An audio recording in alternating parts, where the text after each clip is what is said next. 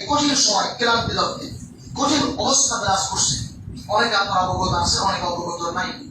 আমরা যারা অবগত আছি সচেতন সপ্তাহ হবো ইনশাআল্লাহ যে দেশের মাটিকে যেন কোনোভাবে এক টুকরো 1 ইঞ্চি মাটি আমরা দিব না। দেশের মাটি 1 ইঞ্চি মাটি আমরা কোনোভাবেই কোনো প্রকার অন্য কোনো ব্যক্তি এসে বসবে এই সুযোগটি আমরা দিব না।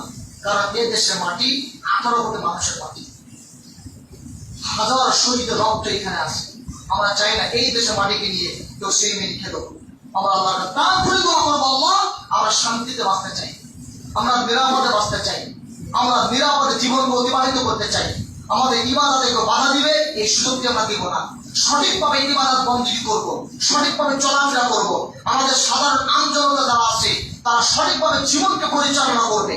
তাদের মুখে খাবার থাকবে না, আমার মুখে খাবার থাকবে, এটা আমরা চাই না। ধনী গরিব ভেদাভেদ নাই, সবাই সবাই ভাই ভাই এই সোনাগারে আমরা চলাফেরা করবো। আল্লাহ আমাদের সকলকে বুঝা তৌফিক দান করুন, সকল করুন আমিন। আমি কি বলবো অবশ্যই আল্লাহর কাছে? গতকালকে দেখেছেন ইসকন নামে, এটা সচেতন করা উচিত। প্রত্যেক ইয়ামুল জুমার খুতবায় খতিবদের দায়িত্ব পড়ে যায় এই ইসকন সম্পর্কে সচেতন করা। ইসকন যারা আছেন তারা কোথার পড়ে আর কি বৃত্তান্ত এটা আপনারা সবাই জানেন, অবগত আছেন। আমরা চাই ইসকন যেন কোনো প্রকারের তৃতীয় কোনো জায়গাতে স্থান তৈরি না করতে পারে। আমাদের সহযোগিতা কোনো দরকার নাই, তোমাদের সহযোগিতা আমাদের প্রয়োজন নাই। বাংলাদেশে আমাদের অন্য ধর্মাবলম্বী ভাইয়েরা বোনেরা যেভাবে আরামে আছে, ইন্ডিয়াতে আপনি যান আমার মুসলিম ভাইয়েরা তার থেকে হাজার কোটি কোটি কোটি কষ্টে আছে। এই বাংলাদেশে একজন মুসলিম, আমার সামনে কোনো মুসলিম যদি আমার অন্য ধর্ম ভাইদের কষ্ট নেই, আমি সেই মুসলিমকে বিরোধিতা করবো ইনশাআল্লাহ। কারণ তাহলে বেঁচে থাকার অধিকার আছে, তাকে আপনি কষ্ট দিবেন মানে সেটা ধর্ম পালন করবে।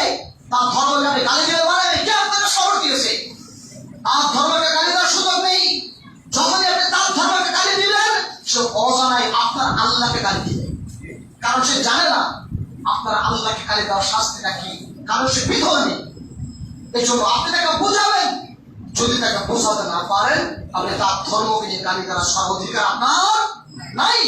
এই জন্য আমি স্পষ্ট করে বলি, আমার সামনে যদি কোনো মুসলিম ভাই অন্য কোনো ধর্মাবলম্বী ধর্ম নিয়ে কটূক্তি করে, গালিগালাজ করে, তিরস্কার করে, আমি নাজবুর সাথে তাকে বিরোধিতা করবই করবো ইনশাআল্লাহ। কারণ তাদের বেঁচে থাকার অধিকার আছে। কিন্তু ইসকন নামে যারা আছেন তারা মুসলিমদের মধ্যে ফাটল সৃষ্টি করবেন, মুসলিমদের সিনেমিনি খেলবেন, মুসলিমদেরকে নিয়ে বিভিন্ন পরিকল্পনা কুপরিকল্পনা করবেন। এটা কখনো কোনোদিন মুসলিম জাতি সহ্য করবে না। যেটা বলছি এটাই সঠিক যে বাংলাদেশে অন্য ধর্মাবলম্বী যে ভাইয়েরা যারা আছেন তারা যেন নিরাপদে আরামে যে আরামে মহাব্বতে আছেন। ইন্ডিয়াতে আমার মুসলিম ভাইয়েরা কিন্তু হাজার করে কষ্টে আছে। চলে যান ফিলিস্তিনে, আমার হাজার মুসলিম বোনকে পেটে গুলি করে তাদের পেট থেকে বাচ্চাকে বের করে নেওয়া হচ্ছে যাতে করে নতুন কোন প্রজন্ম সেখানে তৈরি না হয়। কারা করছে? ইসরায়েলরা করছে। কারা সেটা? অন্য ধর্মাবলম্বী ইহুদিরা করছে। আমরা স্পষ্ট করে বলে দিয়েছি, আমরা আল্লাহকে দোয়া করে দিয়েছি। মনে রেখে দিও এই দোয়া আল্লাহ তারা কবুল করবে ইনশাআল্লাহ। সেদিন যদি মুসা আলাইহিস সালামকে দিয়ে ফিরআউনকে যদি ডুবিয়ে মারা হয়, মনে রেখে দিও আল্লাহ তোমাদেরকে আরো বেশি অধঃপতন করাবেন, মুসলিমদেরকে বিজয় দান করবেন। সেদিন তোমরা লেলিয়ে দেখবে তোমাদের কোনো পথ থাকবে না, সকল পথ বন্ধ হয়ে যাবে, মুসলিমদেরকে বিজয় হবে ইনশাআল্লাহ। এই জন্য মুসলিম জাতিকে হতে হবে ইমানে বলে বলিয়ান। মুসলিম জাতি যদি ইমান হারা হয়, ইমানকে বিক্রি করে দেয়, ইমানকে জগতে বিক্রি করবে, আল্লাহর পক্ষ থেকে শাস্তি কিন্তু নিশ্চিত। আর মুসলিম যখন ইমানে বলে বলিয়ান হবে, ইমানে বলে বলিয়ান মুসলিম কখনো হেরে যায় না। সাময়িকের পরীক্ষা হয়, মাত্র সাময়িকের পরীক্ষা হয়। দুনিয়াতে সাময়িকের পরীক্ষা হয়, এই পরীক্ষা যদি উত্তীর্ণ হয় মুসলিম জাতির বিজয় স্থায়ী, দুনিয়াতে শান্তি।